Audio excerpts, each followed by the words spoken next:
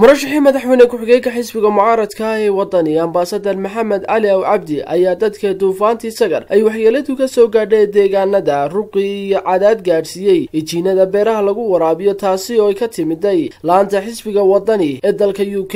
Murashaxa madaxweyne ku-xigeenka xisbiga mucaaradka ee wadani iyo wafdiga hogaaminaya ayaa deeqdaasi ku wareejiyay gudiyada deegaanadaasi Ruqi iyo Cadaad.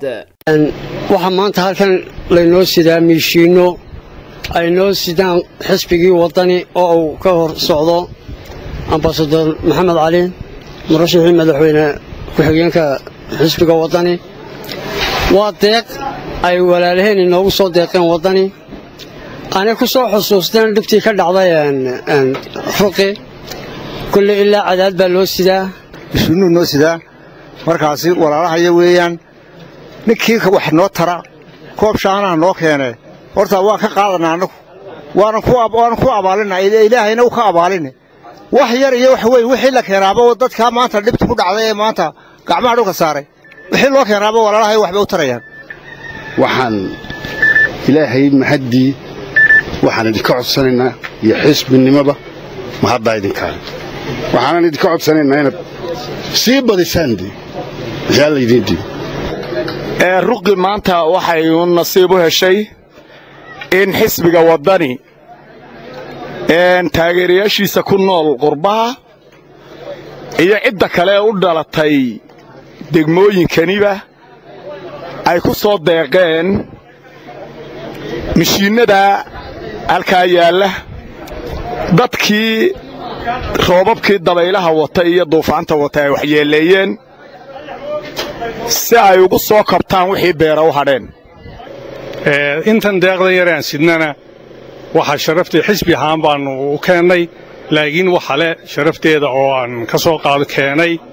xisbiga laantiisa Ingiriiska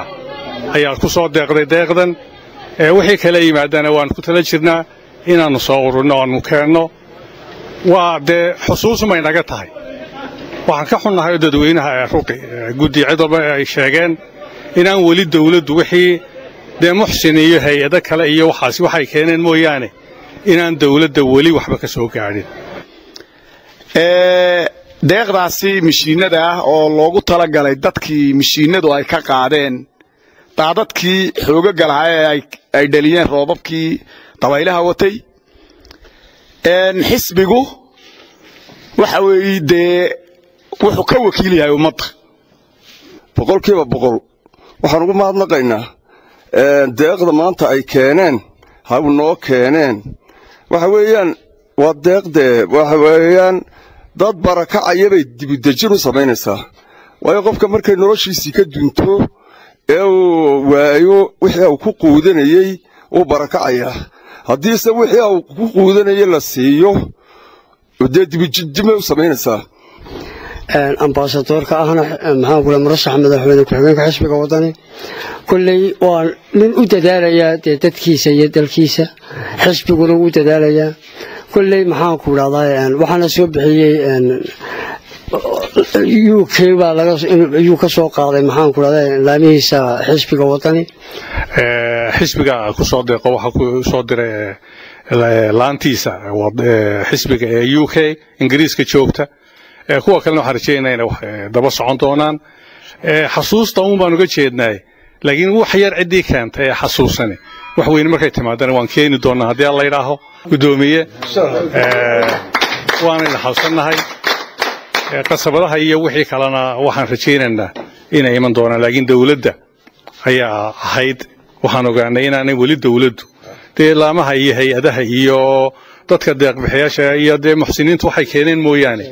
laakiin jaaliyadaha mooyaane laakiin dawlad ahaan wali inayna wali dawladda oo dhan waxaan sidnaacsa dawlad ahaan waan maqlaynayna jirin dawladda waxaan ugu baaqanaa inay xasuusnaato